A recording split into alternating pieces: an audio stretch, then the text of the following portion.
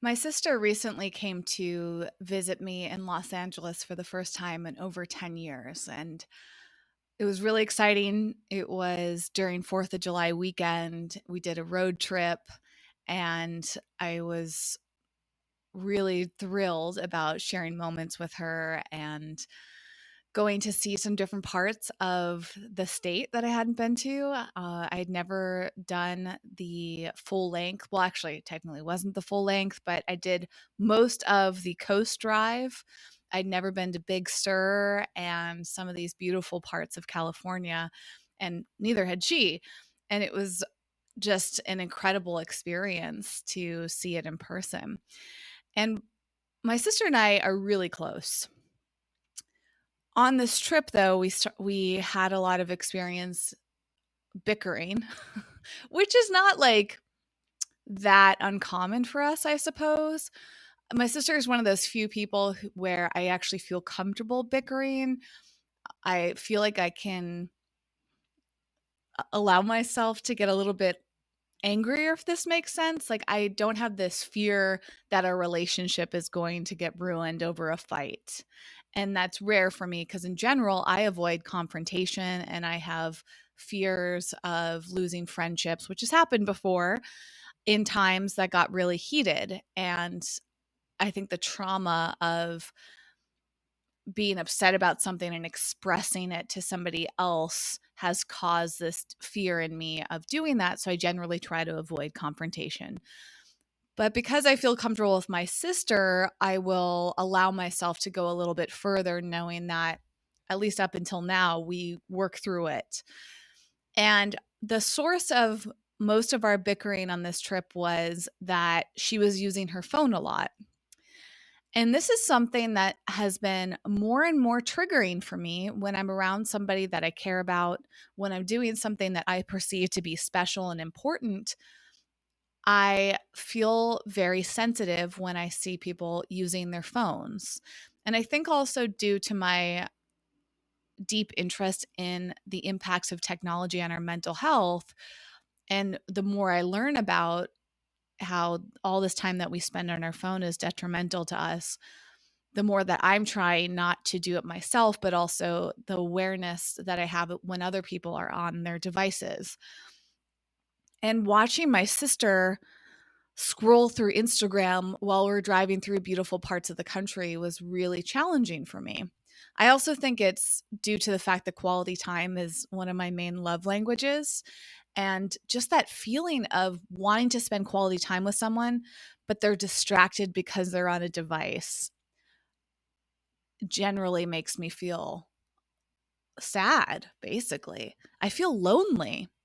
And I want to talk about this because we've addressed technology and the impact of mental health, but specifically how many people will use their devices so much to not only prevent boredom, to communicate out of this fear that if they don't respond to a text or an email quickly enough, if they don't spend enough time on social media, they're going to miss something, all the kind of FOMO and this weird pressure that we have on time, and how even on vacation, many of us feel like we have to constantly be connected, which is part of this, right? It's weird to me. And I haven't just experienced this with my sister, I've experienced this with other people.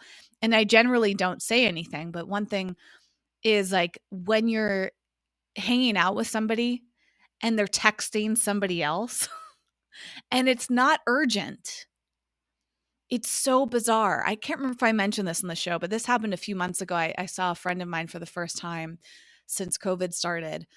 And I purposefully put my phone away, put it on airplane mode, thought I'm going to go be very present with my friend because there's nothing urgent for me to do. My friend, on the other hand, was texting one of her friends off and on throughout the entire time I was with her. And because I'm so heightened in my awareness of this, it really stood out to me. Whereas I think in the past, I wouldn't have noticed as much. And I just remember sitting there going, wow, like, why is she texting somebody else when I'm here with her? Like, honestly, it's become so commonplace that I think many of us don't really think that much of it. It's become very socially acceptable to do things like that. But the more that I step back and observe it, the more bizarre I think it is. It'd be as if you were hanging at a friend's house and they just randomly invited somebody else over and started hanging out with and talking with them and completely excluded you from the conversation right in front of your face. We probably wouldn't do something like that. But it's very commonplace for someone to pick up their phone and send a message because I think many of us perceive that as, oh, it'll be real quick. Like, let me just, and, this is part of what my sister was expressing. She's like, I'm not spending that much time doing it. But what she, I don't think, realized, because a lot of times we don't see this within ourselves, somebody will observe it more from their perspective than we observe in our own perception. It was this constant pick up the phone, look at it, respond to a text, put it down. A minute later, pick up the phone, spend a few seconds, put it down.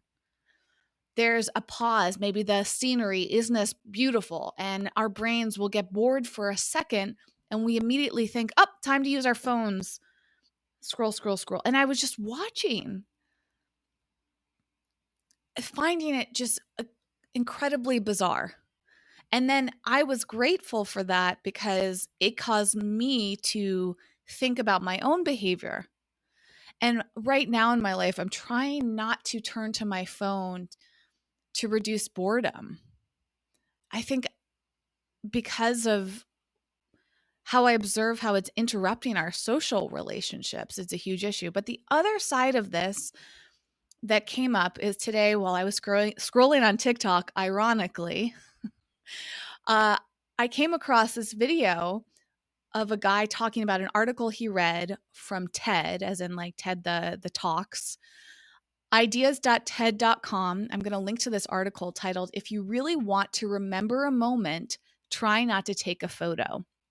This was written in or published in September 2017. I will link to this in our show notes at wellevatr.com. If you haven't been to our website before, WELLEVATR.com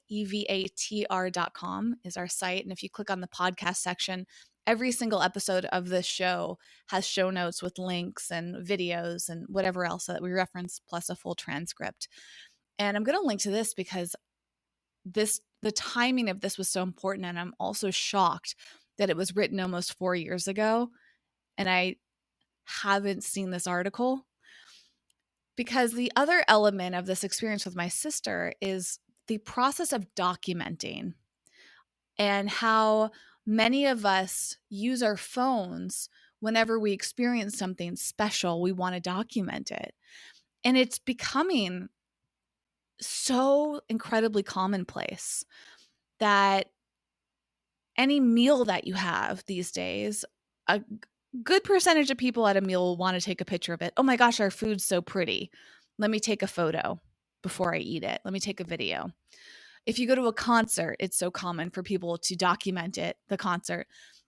4th of July, as I mentioned, which just passed, there was a meme going around like, remember that nobody wants to see your photos and videos of fireworks after 4th of July, which is true. But yet, when we see something beautiful, something exciting like fireworks, many of us have this knee-jerk reaction of, oh, I've got to go document it.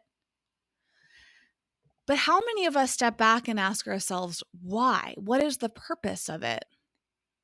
And how is that impacting us in the long run, especially socially? But what's most interesting about this article is that it also talks about how the brain processes things differently and apparently does not hold on to memories as strongly if you take a picture of them.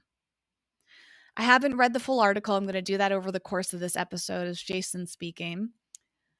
But my gist from what I got from this other video I saw was that when we take a photo and we put all this emphasis into capturing the photo and then looking at it afterwards, our brain actually remembers the photo more than it does the actual experience. So what I believe the point is that the way our brains process when we take a photo, we don't remember all of the other details of the experience. And our brain goes, well, that's a lot of information to store. I will just use this photo and store that memory of the photo instead of all the other details. And our brain basically will throw away the details because it's not worth storing if we have the photo. That's what I believe is the case. And I'm going to verify that as I go through the rest of the article. But I thought that was so fascinating. And another reason to spend our time savoring and taking in the details of a situation versus trying to capture it to catalog on some hard drive. For what reason? That's one of my big questions is why do we spend so much time on our phones instead of really paying attention to our surroundings and the people that we're with? And B, how much of a disservice are we doing for ourselves by documenting so much? So ultimately, it seems like our phones should not be something that we spend that much time on because they're deeply interrupting our present experiences and then our memories, which to me sounds like a really bad thing for us psychologically. What do you think, Jason? My mind immediately goes to what life was like when I took photos before I had a phone that had the capability to take photos. Because let's say prior to the iPhone and certainly prior to Facebook and Instagram, I remember the camera on my last phone, Whitney, before my first iPhone, was a Motorola Razr flip phone, right? And the camera on that that flip phone was crap. Like I recall taking pictures on that Motorola Razr, and the quality of those photos were not worth sharing. I mean, I might text them to a friend, but I certainly didn't share those photos on any kind of social media platforms. But even pre-camera phone, I mean, let's go back to the 90s and early 2000s. Um, Taking photos was only something that I would scrapbook, right? Or I would share with my close family or close friends. Like if I think about the physical photos that I took back in the day, those were never meant to be shared with anyone outside of my immediate circle of people that I was very close to. I wasn't going to go to a random stranger on the street and go, hey, look at my trip to the Himalayas, dude. Isn't that cool? Aren't I worthy of your affection and praise? Look, I went to the Himalayas. But now that's what we're doing. We're capturing these memories to get praise and attention and validation from thousands or tens of thousands or millions of strangers on the internet that don't know us, we don't know them, to show them, look how great my life is. I mean, think about that. Prior to camera phones and prior to social media, we never did anything like that. We didn't share trips from our photos, trips from our weddings, trips from our child's birth, our darkest moments, our moments of depression, our moments of triumph. We didn't share photos of those moments with anyone except maybe the closest people in our life. So to me, my mind, Whitney, immediately goes to I think that there is a huge part where we have a socially acceptable ego validation that is tied to capturing those moments where there's almost there's a commodification of moments now. Like I must capture this cute dog. I must capture this meal. I must capture this trip where I'm on the balcony of the Greek coast in this beautiful shot of the ocean. Why are we doing it? We're not just doing it through our camera roll. I mean, sometimes I'll scroll through my camera roll, Wit, and I'll go, oh, yeah, I remember that party. I remember that great thing. But for the most part, I think we've commodified moments in our lives now where we're using them as social equity to show how great our lives are. Prior to this technology, we never fucking did that. There was no reason to. I didn't you know, take photos of my meal prior to camera phones and social media. I didn't take photos necessarily of these seemingly innocuous moments. It just didn't happen. So I think in some ways technology has created this socially acceptable behavior you're describing. And it's interesting, right? Because um, I made dinner with my girlfriend's mom and her family like a few weeks ago. And it was the first photo of a meal I think I had taken in more than a year, Whitney. And it felt good because I reflected on the fact that I've been eating meals and not feeling like I need to document every fucking meal I'm making. And you know what that's like. We were caught, you and I were caught in sort of that behavioral pattern for years. You go out to a meal, and what's the cliche phrase that everyone passes around in our industry? The camera eats first. So stupid. Camera eats first. Fuck your camera. Just have the food, okay? And I say that because I did that for years too. So I can say that and also like call myself in on that behavior. But I'm glad to say that it was the first time in over a year I had done that. And I don't have any desire to document that stuff anymore. But I want to go back really quickly because while you were explaining sort of the dynamic between you and Mary and some of your thoughts and feelings on the unconscious usage of the phone, like you mentioned, there's two things. You mentioned that she had never been up that part of that coast. Like there were things that she hadn't experienced, Mary hadn't experienced, things you hadn't seen. And knowing you for so many years, I know that in my observation, you thrive on novelty. When there's a new experience, a new place, a new food, you get really excited. And I also notice that when other people aren't as excited, you're kind of like, why aren't you as excited? And I get that too, right?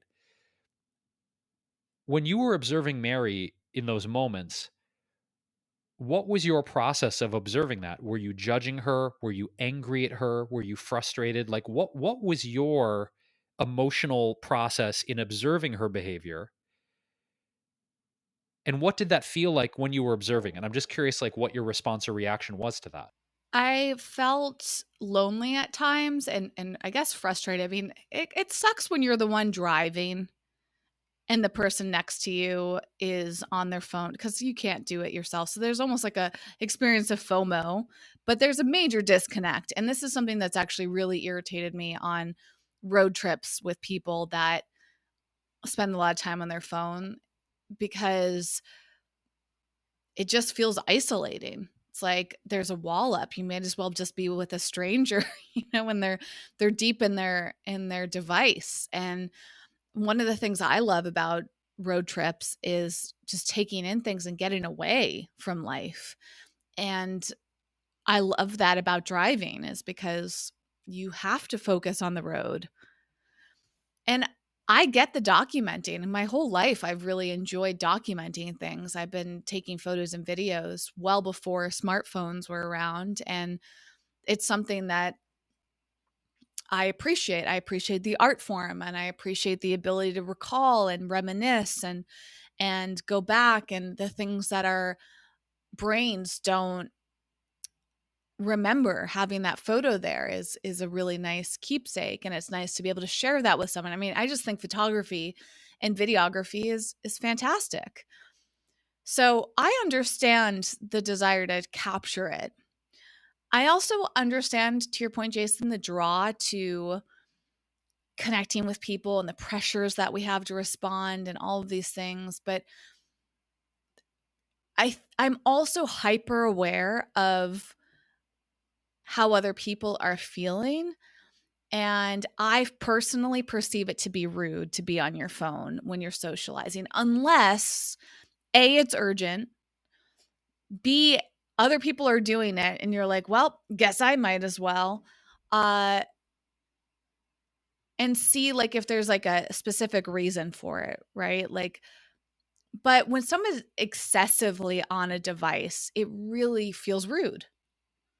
And especially it's rude when somebody asks you not to do it and you continue to do it. Now, my dynamic with my sister is that she's very rebellious. And the fact that I asked her not to do it probably made her want to do it more.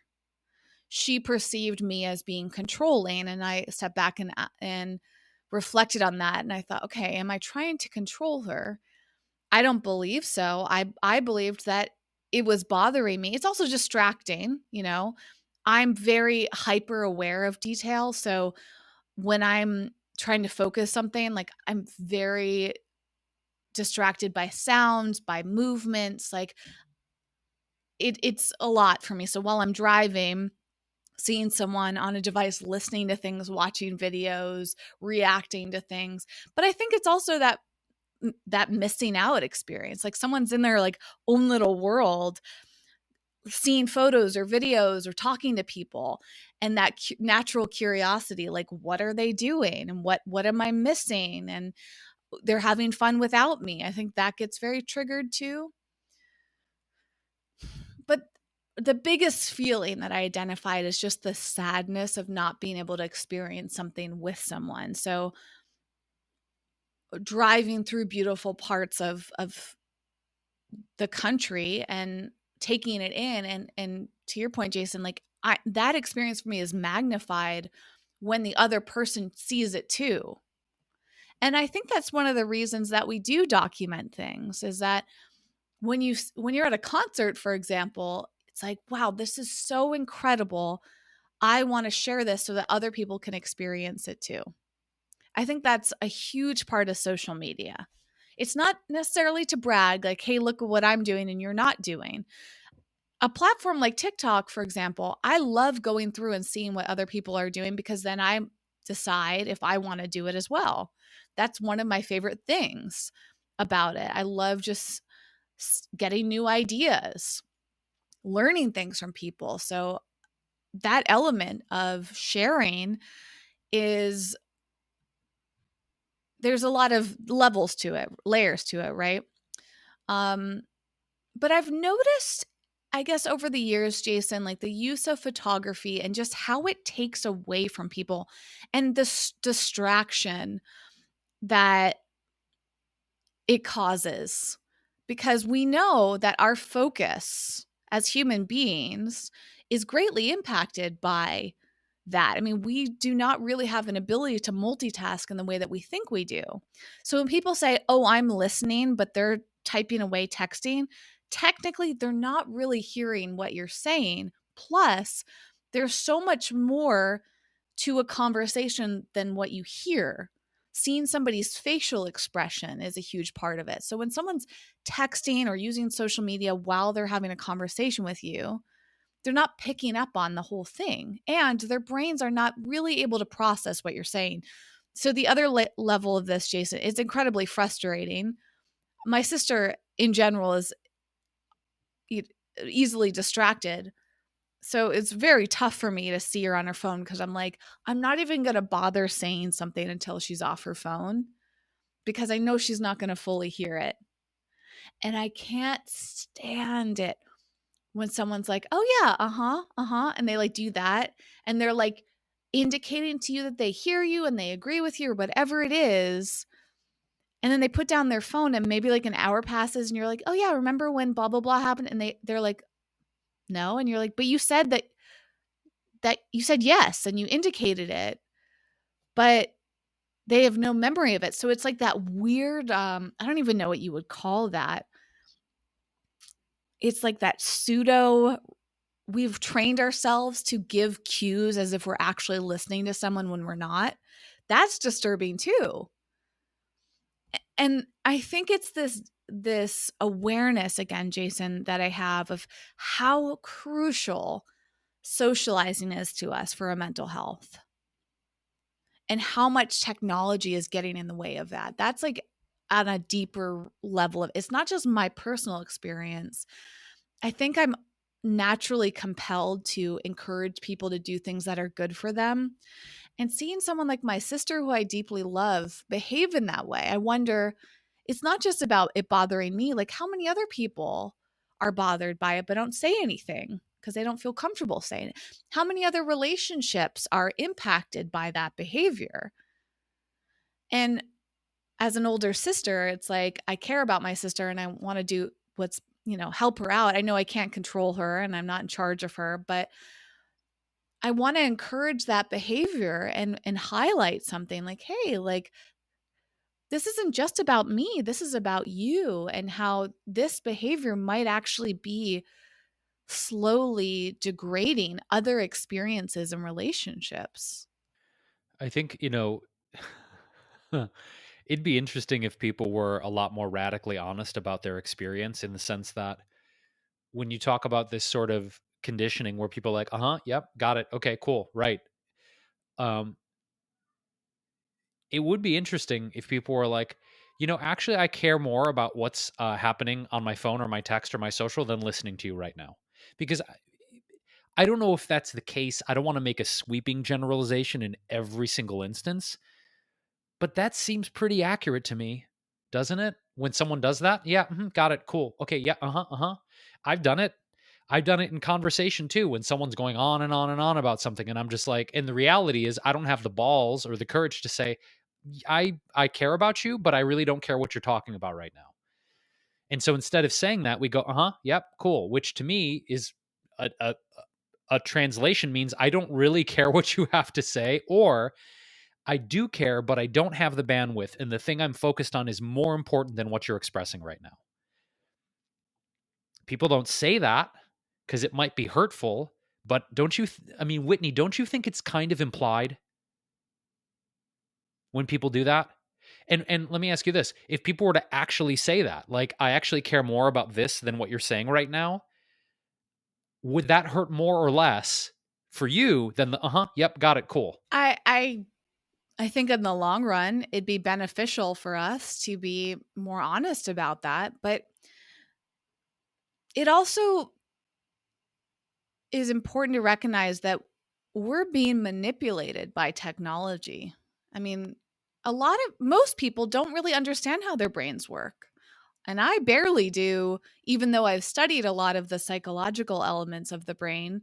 That's a passion of mine, but there's so much about the way my brain works that I don't understand. And we're taking advantage of that. I mean, a lot of the apps that we have, websites that we use are designed based on studies of human behavior.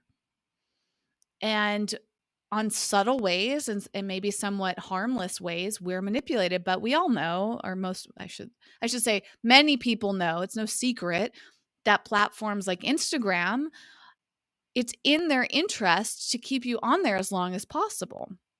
They're rewarding you for staying on there by giving you this stimulation. And I think what happens, Jason, is we have gotten to this point where that stimulation feels so good that we prefer it over a lot of other experiences. And that to me is where a lot of the danger lies. And this is again why I think it is drastically impacting our relationships. And we talked about AI a few episodes ago, where it's very likely that human beings will choose to be in relationships with artificial intelligence over each other because we can control it. We can protect ourselves emotionally in a lot of ways. We can get pleasure from something without having to deal with the human consequences. And I think this is part of it too. And part of your point, Jason, is that most people can't even articulate, like, hey, right now, scrolling through Instagram is more pleasurable than having a conversation with you. What I'm seeing on my phone is more interesting than what I'm seeing outside the car windows as we drive through California. Now, when you asked me about the judging side, yeah, I feel a little judgy. I'm like, hey, we're driving through an area that it is very likely you will never return to.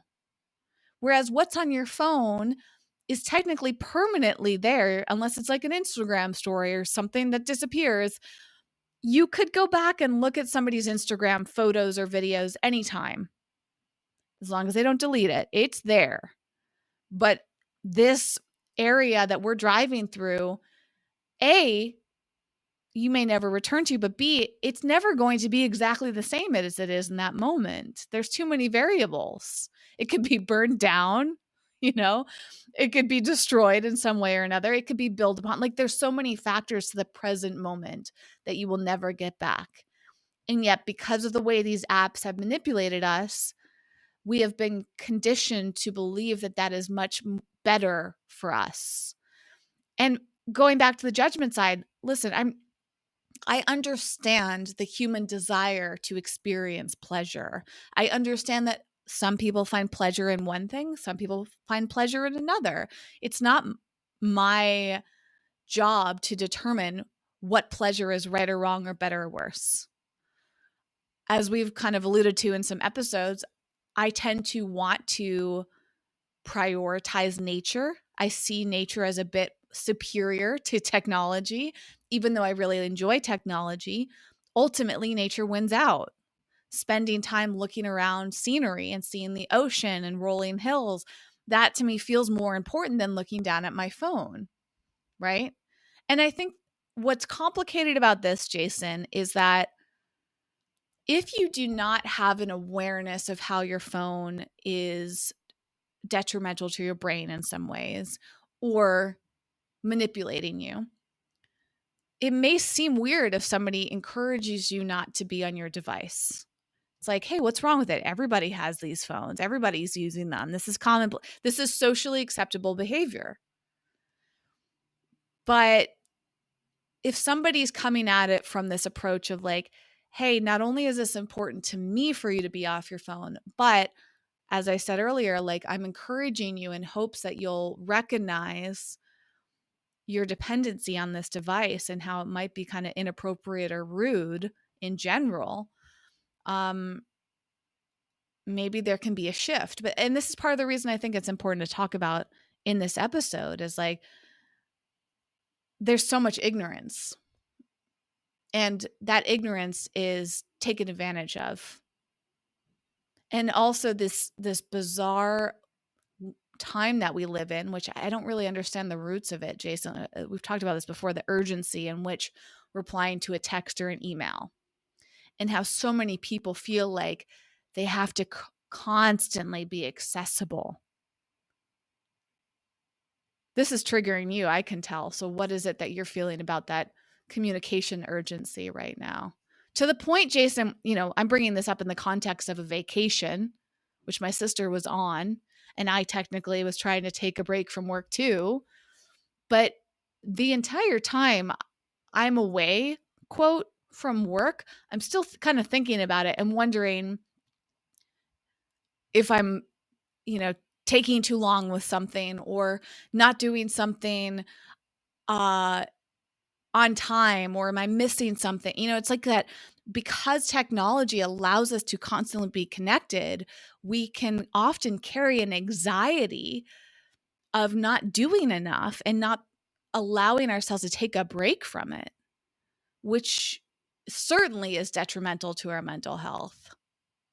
So what is it for you, Jason, that bothers you so much about that? It's a good question. I don't know that we are going to be able to recondition people away from this desire for immediacy and urgency with everything. The reason that I kind of like tilted my head back, uh, if you are not watching the YouTube version of this, we highly suggest you check out the YouTube channel for This Might Get Uncomfortable, because you get to see all kinds of interesting reactions to things. Although I will say that the way that I edit the YouTube videos, nobody saw your head tilting back, Jason, unless I like Right. insert it in some creative Okay, well, way. all right, let me You recreate can it. you can reenact it, sure. All right. So when Whitney was talking about the urgency and the immediacy, I was just like this, like, oh God. Like that was just, I just needed to, yeah. I think what it is not just the conditioning of people wanting things right away. It's the volume in which those requests come and the volume of things to be dealt with. And here's what I mean by that. In my life right now, this is what is trying to command my attention, right? It's my personal inbox. It's the YouTube email I have connected to my YouTube channel. It's the Wellevator email, and it's the current client that I'm working with, right? So that's 4 different email inboxes, 4. Then there's 3 different Instagram accounts. There's mine, there's Wellevator, there's my clients, all of which have direct messages that come in, not every single one daily, but DMs to respond to, which I'm currently backlogged. Not on Wellevator, I caught up today, but on my client and my personal, I have like dozens of DMs to respond to. So 4 inboxes, 3 direct message inboxes on Instagram only. Then you think about all the inboxes I'm ignoring, like on pretty much on LinkedIn and Facebook and Twitter. I've just pretty much abandoned that because it's over. The point is, I think people, many people, are now on a neurological level so wired for anxiety and constant, let's get it done, let's do this, come on, come on, come on, come on, all the time, that I personally am trying to slow down in my life. And it seems like what I was dreading is happening. And when I say what I was dreading, I think I mentioned this in previous episodes, that I've been dreading like the world opening back up and quote normalcy. And I'm seeing that manifested now in people sort of back to the work habits that they had before, which is like you said, urgency, anxiety, speed. Let's get this done. We got to get it up by this time. Come on, come on, come on, come on. And I'm honestly in a mode where I'm like, I don't know how I'm going to operate in a business context, Whitney, moving forward in my life where so many people are in that mode.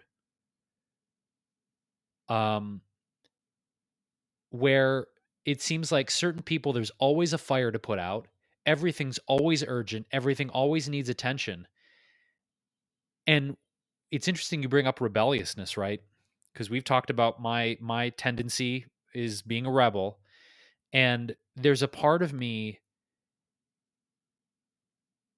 that wonders how, as I'm slowing down and I feel like things are not urgent, because I just want to say this, and I'm not besmirching anyone's perspective on things, but if we really think about it, Whitney, there's very few things that are super fucking urgent.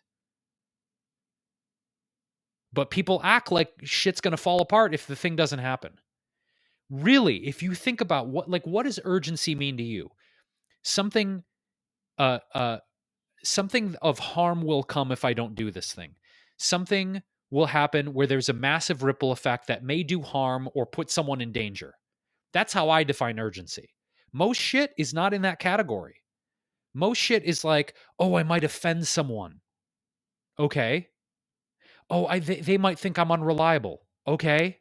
Like if we think about the desire and the anxiety of urgency, it's usually we're afraid of another person's perception of us or our actions or our non-actions.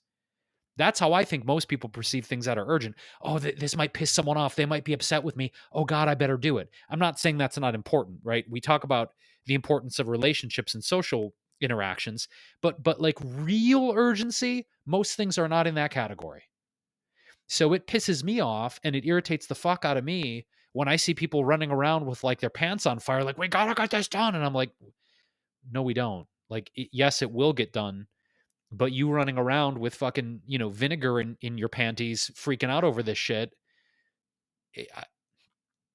That's why I got triggered when you said that. Is I'm noticing now as the world opens back up and things are restarting, how people are defaulting to that old style of behavior, and it's massively triggering for me. And I don't know how I'm going to be able to deal in business relationships moving forward because I there's a part of me, Whitney, that just doesn't want to fucking deal with people like that anymore. And I don't know that that's possible. I don't know that I can I think I just need to manage my approach to it differently because I don't think I'm going to be able to avoid it.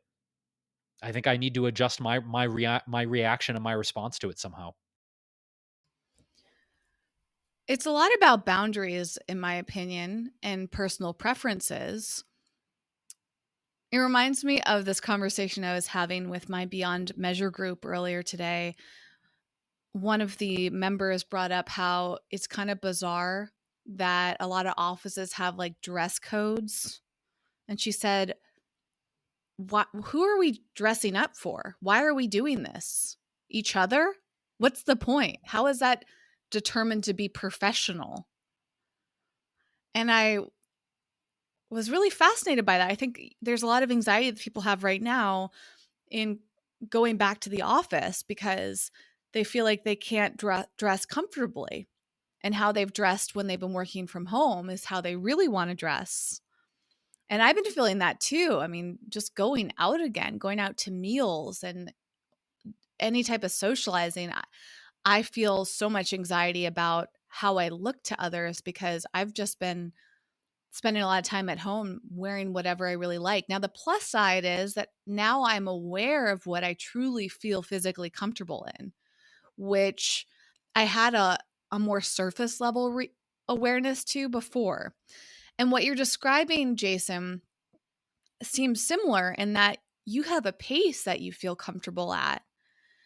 And that doesn't mean you have to adhere to it. Certainly, you could miss out on opportunities if you go at a different pace than others. Certainly, you might not be a fit for certain business relationships, personal relationships, if you don't meet somebody else's standards. But on the other hand, you don't really know that those people are attached to those standards until you talk to them about it, because they might be operating unconsciously, thinking that that's the speed that they have to go to because somebody else was going at that speed. So I'm a big fan of communicating and saying, hey, this is not working for me. Here's why. Can we do things differently? Easier said than done. It's very hard to verbalize those things. I can't remember if I had mentioned this on a previous episode, Jason, but in June, and actually, I think it was mostly June. I can't even believe we're almost at mid-July already as of the time we're recording this. By the time this episode comes out, it will be mid-July. In June of 2021, I had been struggling with focus and really finding it hard to finish some projects. I'm still experiencing some of that. And I had a lot of fear around how long it was taking me to get things done. And I was examining that and recognizing that I was projecting this belief that if I didn't get something done at a certain speed, it wouldn't be acceptable and I would miss out, I'd be rejected. And I sat with that and thought, well, I don't feel like I'm fully able or willing to go at that speed, and I'm okay with missing out. Just like Jason, with certain forms of communication, there's plenty of people, personally and professionally, that I haven't responded to yet. Some people, literally months or years go by. Now, there's part of me that intends to get back to them one day. There's plenty of people that I never get back to because I know myself and my email inbox. A huge percentage of emails never get responded to. It's not because I don't want to, it's because I didn't have the energy or the bandwidth at that time and it wasn't a priority. And not in a rude sense, like you're not a priority. It's just simply the case of what's going on in my life. And that's okay. The consequences of that, Jason, for the most part, have been pretty minimal. And to your point, when working with clients, I found it's very rare that there's actually a deadline that has to be met.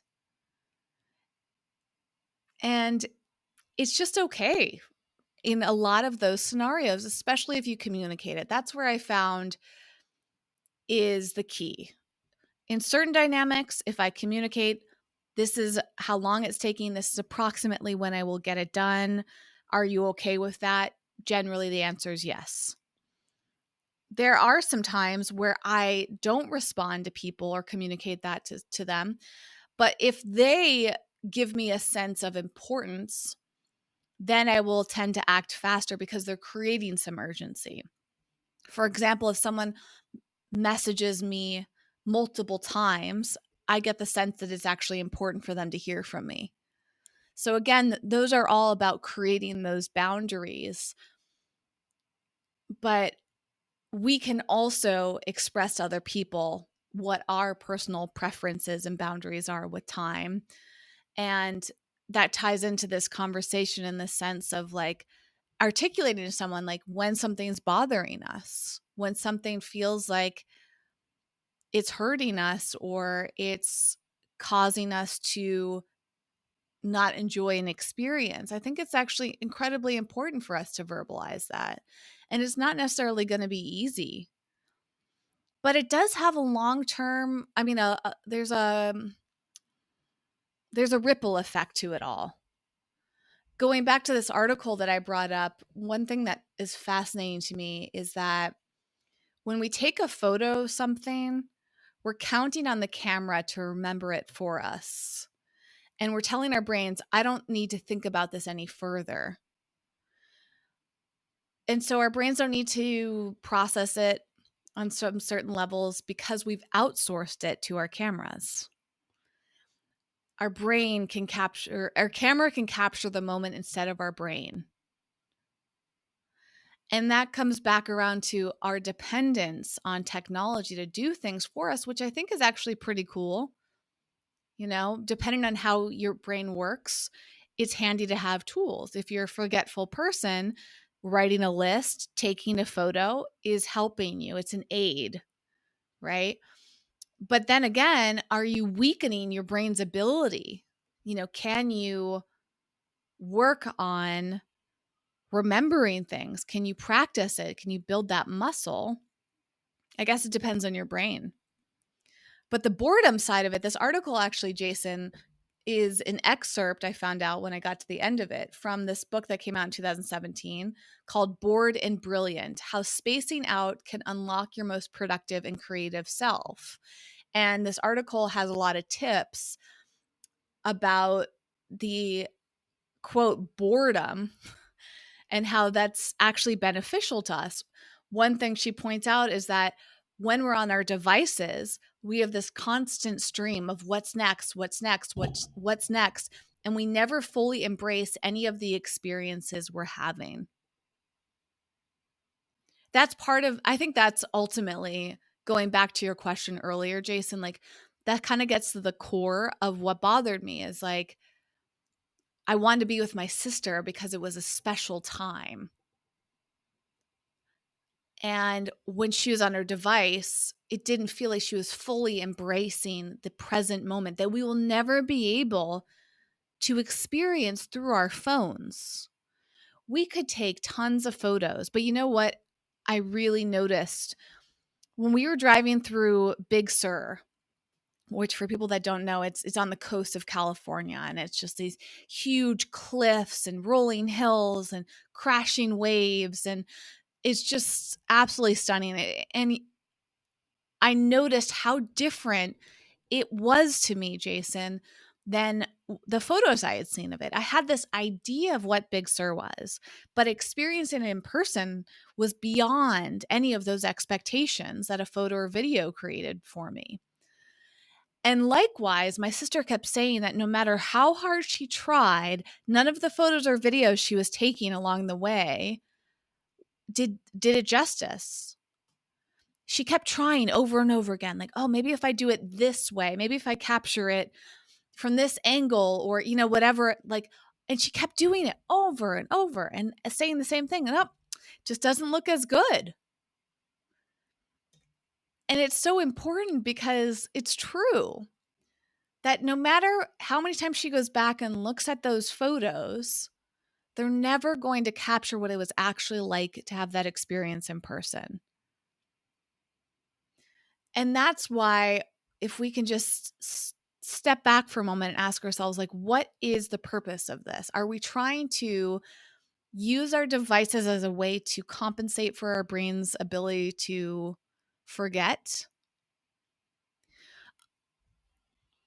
But then I think, Jason, my photo of Big Sur will probably never look good as a professional nature photographer. So what if instead I just experienced it in person and then went and looked up the thousands of photos available online, which are probably done with better equipment and, you know, more intention than me just snapping a quick photo. And then that actually can shift my relationship to taking photos as well, which is something that came up in this article about like taking less photos. What's important is capturing a photo of my sister in Big Sur. I don't need to capture the waves or whatever else. Sure, it might make me feel good for specific moments, but like for the most part, somebody else has taken that photo from the similar or same angle, and I can just go back and look at that. But nobody's taken a picture of my sister in the way that I have, right? So that I feel like is nice. But perhaps what I can get into the practice of after reading this article is really intentionally savoring the moment and looking around at all the details and just saying, okay, well, what's happening right here? I can hear the sounds of the waves. I can smell the air. That's not going to be captured. I mean, I guess the sound of a wave from a camera, but even so, the microphone doesn't pick it up in the way that your ears do. So can you stand there and just really take it all in? And if it's important to you, take a picture as well to enhance that memory. Can you take less photos? I think that's important too, because I just recognize this time and time again, like the photos just don't really ever quite do it justice. But I'm wasting all of that precious time and energy taking a photo and trying to get it just right, when like no matter how hard I try, it's never going to compensate for the real in-person experience that I'm savoring. And then going back to the purpose, I think as creators, for you and I, Jason, and any of our listeners that are also content creators, I've noticed there's this pressure to capture just in case. Like, let me document it so if I want to later, I can post it. That's the other thing I've experienced being around friends that use social media. Not only is taking photos and videos like taking you out of the experience, because we've been in that position, Jason, where like maybe you don't want to take a photo, but the person with you is taking one. And there's that like awkward moment where you're just standing there waiting for them to be done taking the photo. Or they're asking you to take pictures of them and they're posing and it becomes this whole photo shoot. And you're like, I'm just trying to experience this restaurant, but now I'm being asked to take all these photos and they want to look at them and decide if they're photo worthy. And then from there, many people have this urgency, like, I got to post it right now. So very often people will post their photo at the restaurant. And that means that they're going on Instagram and they've got to pick the photo that they want to use. They might edit it, and then they're going to likely write a caption and put all of this thought into it while you're there. So, my sister was doing a little bit of that, not excessively. She's not really a content creator, but she does use social media. And she's like making Instagram stories and Snapchats and like typing in a little text on the screen and all of that stuff and posting it immediately while she's there in the moment. When like there's no urgency for the person on the other side. They don't care if she posts it right then and there or if she posts it later, like nobody really cares. And the other side of it too, Jason, is the person receiving it does not have any of the emotional attachment to that moment that you do in that moment. So when I post a video of myself and Big Sur, very likely someone's going to look at it for 1 second and scroll right past it and go on with their life. Maybe they'll savor it and say, wow, I've never seen Big Sur. I'm glad I saw it through your lens. You've inspired me to go. That to me is the best case scenario. But do you understand what I'm saying? Like, if something's remarkable to you, like I think of how in one of the areas we were on the coast, we saw whales out in the distance, and there was no way I was going to be able to capture that well with my camera. I didn't even bother, right? To me, seeing a whale out in the ocean with my own eyes is remarkable. But to somebody else, unless it's a really good photo or video, it means absolutely nothing to them. So why would I put all this effort into capturing something for somebody else and then using that precious moment to share it with somebody who doesn't care nearly as much, if at all, as I do? If I'm not getting paid for it, if I'm not like doing important work, why would I ever sacrifice that moment I will never get back? Fantastic question. One thing that I wanted to comment on when you were talking about how taking photos is basically shifting the responsibility to the camera and digital technology to basically be the wheelhouse of our memories, the storehouse rather of our memories. It flashes to me on a couple of things, Whitney, that I think are related. One is when we were starting this podcast, there were several people. One in particular comes to mind, but there were a small, several handful of people that were encouraging us not to do long format because they said something to the effect of people's attention spans are not what they used to be. People want quick bite-sized content. The average daily commute, of course, this was pre-COVID, pre-work at home, the average daily commute's between 20 and 30 minutes. You guys should definitely do a podcast that's between like 15 and 30 minutes. We didn't want to do that. Clearly. I mean, if you are with us this long, we're at, 55. We're at 55 minutes into this podcast. We sometimes go 90 minutes to 2 hours long. I think part of that was that Whitney and I made a conscious decision to say, we understand the statistics. We understand what you're saying about people's attention span being degraded due to technology, but we're going to do it the way we want to fucking do it. And if people only want to listen to 15 minutes, great. Only listen to 15 minutes. If people want to listen to an hour podcast, great. I think it's important to create for two reasons. I think it's important to create art and create content the way you want to. It doesn't mean don't listen to mentors. It doesn't mean don't take the wisdom and advice of people you admire.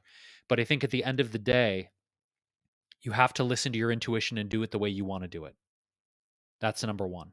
Number two, I think it is important to do long form content in a world that is thriving on short form, bite size, throwaway, digestible content.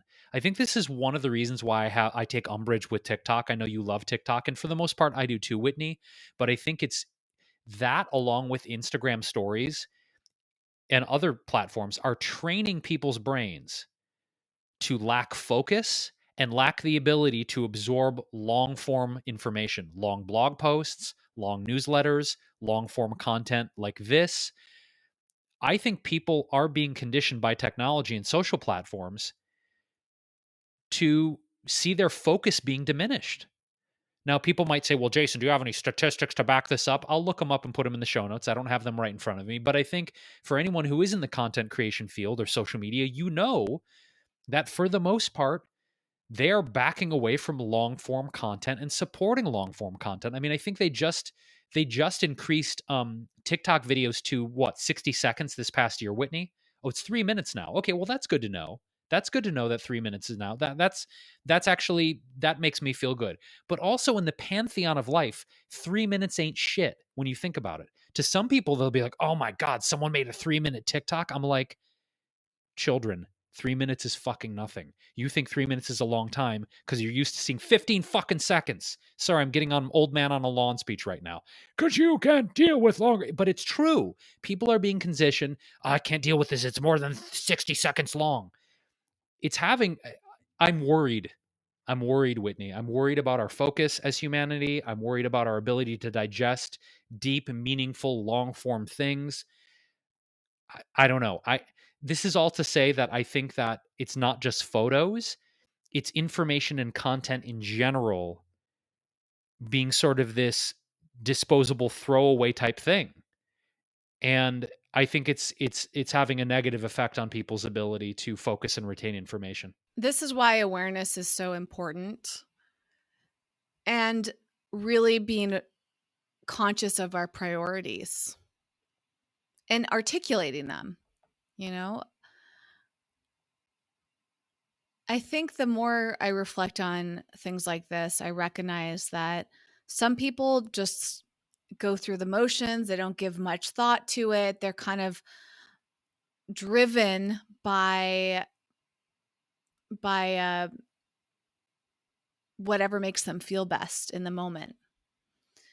I also think on a deep level that as human beings, we're wired to socialize and connect and be part of a group, but we're being pulled in a lot of different directions.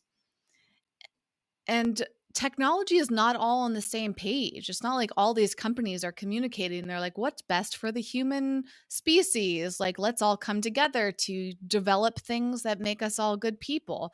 The truth is, a lot, if not most, of these platforms are driven by money, and they know how to manipulate us, just like fast food can manipulate us to crave it based on what's put into things and the smells and the visual experience. All of that stuff is designed in a way to get us going back for more. And at what cost is the question.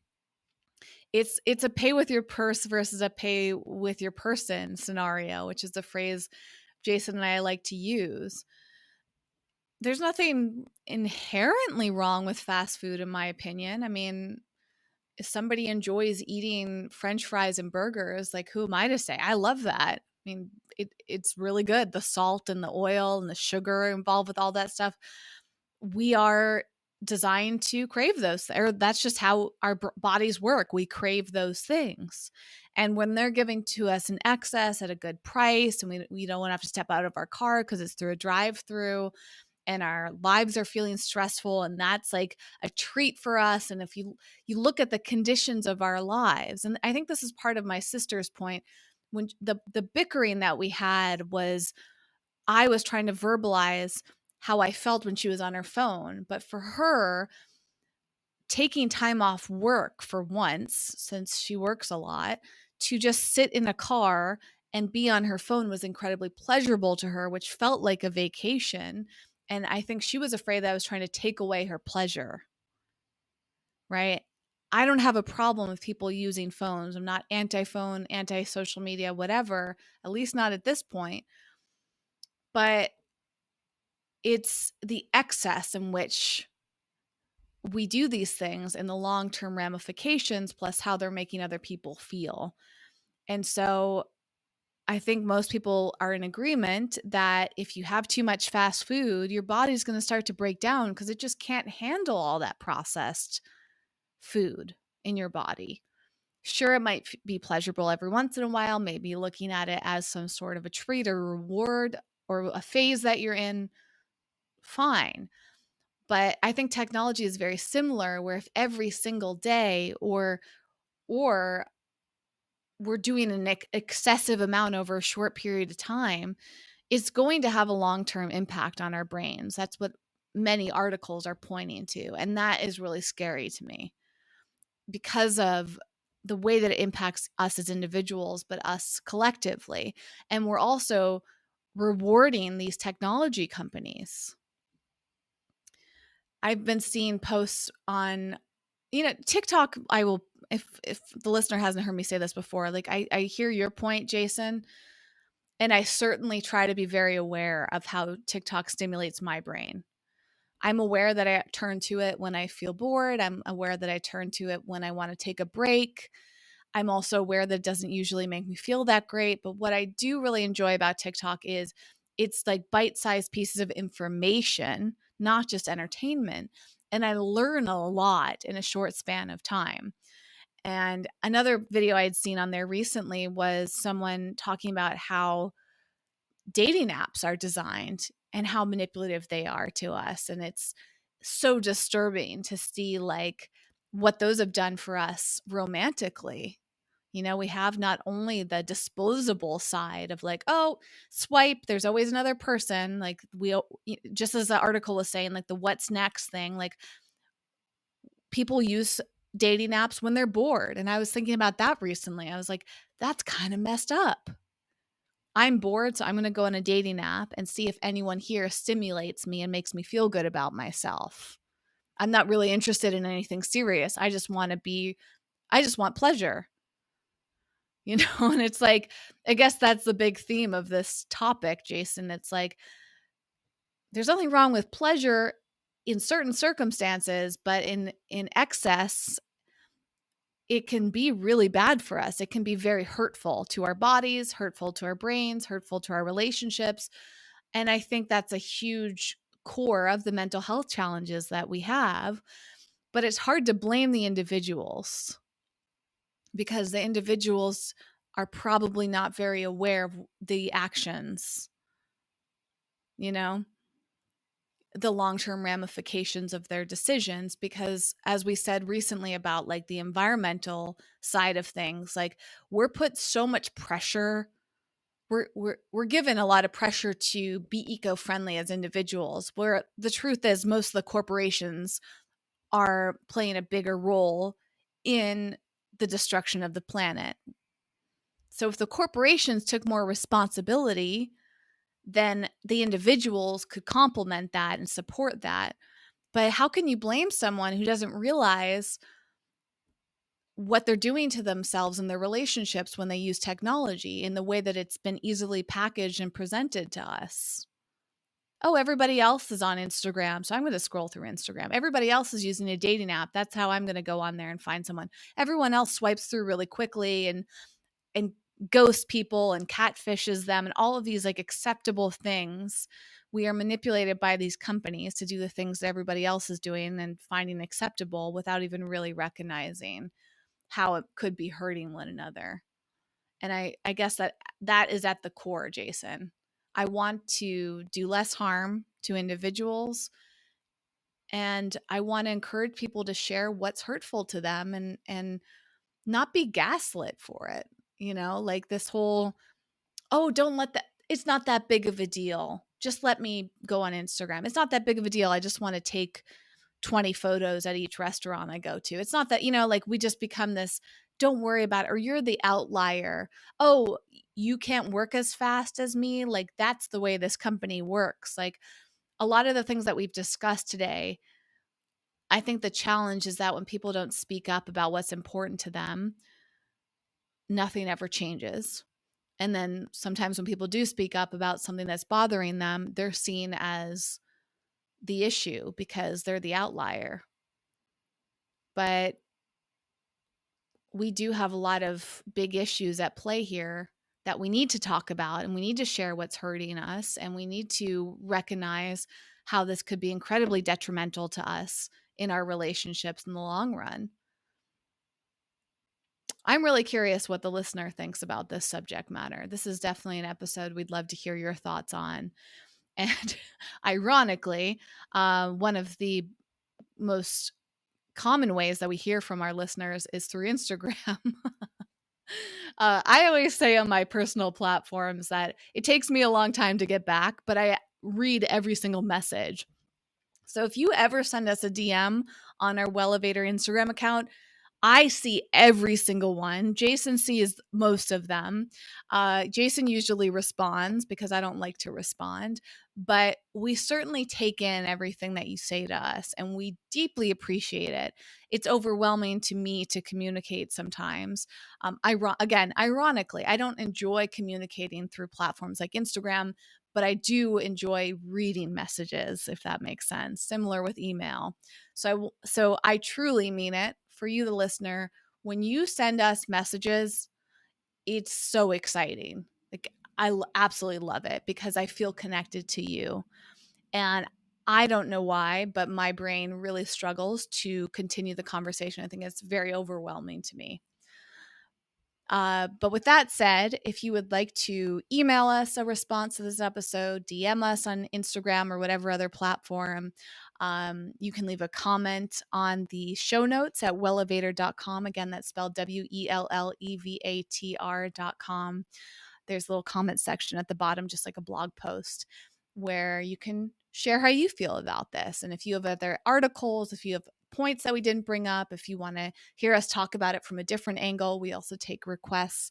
We just love the back and forth. That's actually probably the biggest downside to running a podcast, I would say, or the majority of content these days, Jason, is that I really enjoy the experience of a conversation with others and not, it sometimes feels weird to me to just be the one talking and having someone listen without the ability to express themselves in real time.